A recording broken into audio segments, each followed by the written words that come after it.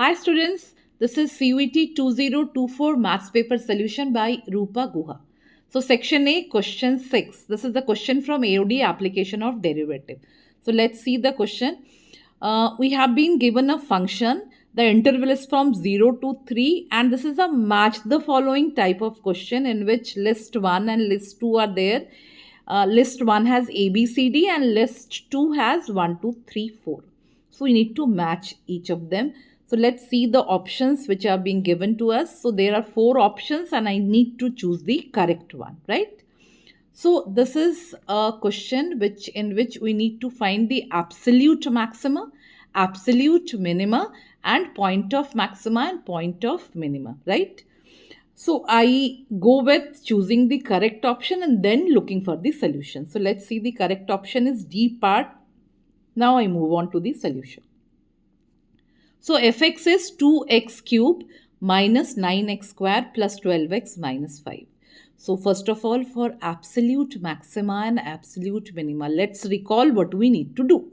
First of all, I need to differentiate this equation, and then for finding the critical points, I need to equate f dash x with 0. So I'll be getting 1 or 2 x value of x, right? Depending on it is a linear or a quadratic one.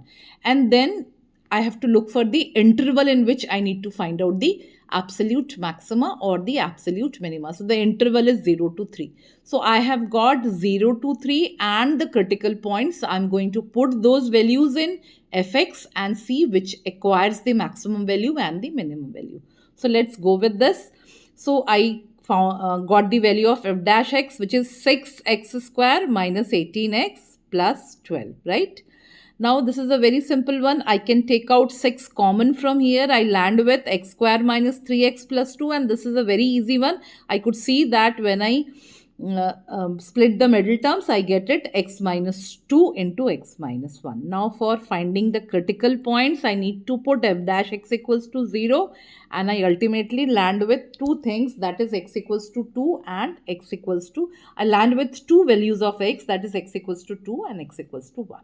We have already the interval that is 0 to 3. So that makes the value of x, we have to take the value of x as 0, 1, 2, 3 and put it in fx. So let's do that. So I started with f0, that is I took the value of x equals to 0 and put it in fx. I got it as minus 5. Then I took x equals to 1 and got the value as 0. Then I took x equals to 2 and got the value as minus 1.